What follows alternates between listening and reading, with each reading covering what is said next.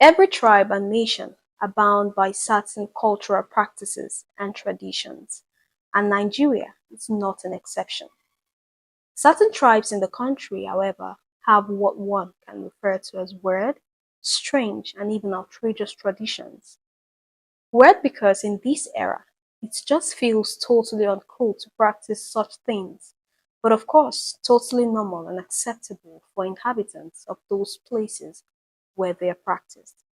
In this video, we will highlight the top 10 bizarre cultural practices in Nigeria. Top 10 on our list: Scarification in Benue State. In some parts of Benue State, the practice of scarification is still common. This involves making permanent designs on the body by cutting the skin and rubbing charcoal or other substances into the wounds. Scarification is not only peculiar to the Idoma tribe of Benue State. You can also find scarification in Ogbomosho, Oyo, southwest Nigeria, and Fulani in the north. It can be of various shapes and sizes, depending on the culture where the scarification is taking place. Top 9, we have Magun. Magun is a fetish practice among the Yoruba tribe, which is set as a death trap for adulterous women to kill any man that sleeps with such woman.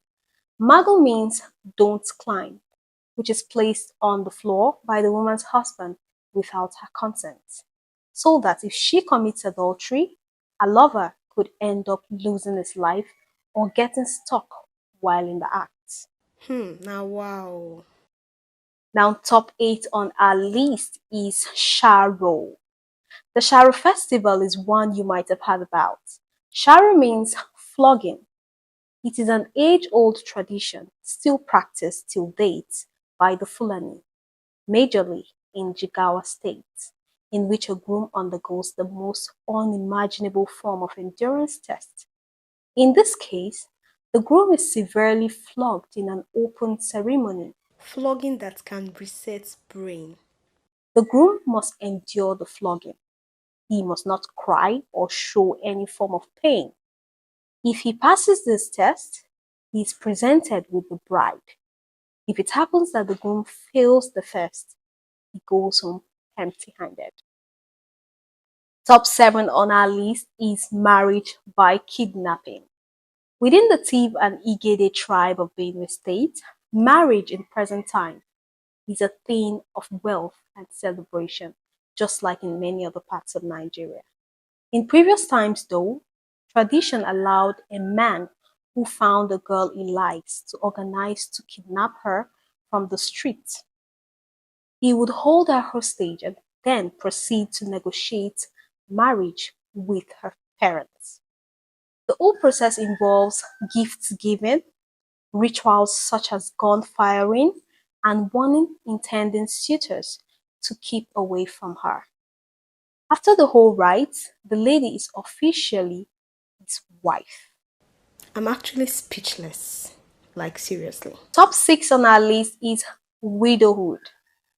This entails the observance of certain rites by women who lost their husband, and these differ from culture to culture in Nigeria.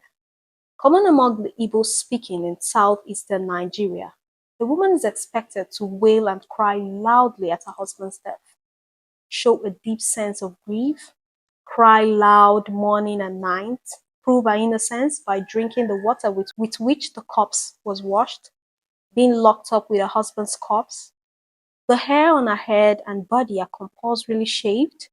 Widowhood is often the beginning of lifelong oppression and misery for women. Top 5 on our list is female circumcision. This scary act is highly prevalent and common in Yoruba, Igbo, Hausa, Ijaw, and Kanuri communities. Unlike the male circumcision, which involves partial or complete removal of the foreskin around the genitals, the female circumcision involves total removal of the genitals just to preserve the woman's chastity. Please don't preserve it for me. Top 4 on our list today is child marriage. Child marriage is prevalent in the Hausa ethnic group, especially in the Sharia-legislated Kano state. The rates of child marriage are some of the highest in the country. Recent reports shows that in some northern states, 78% of girls marry before the age of 18.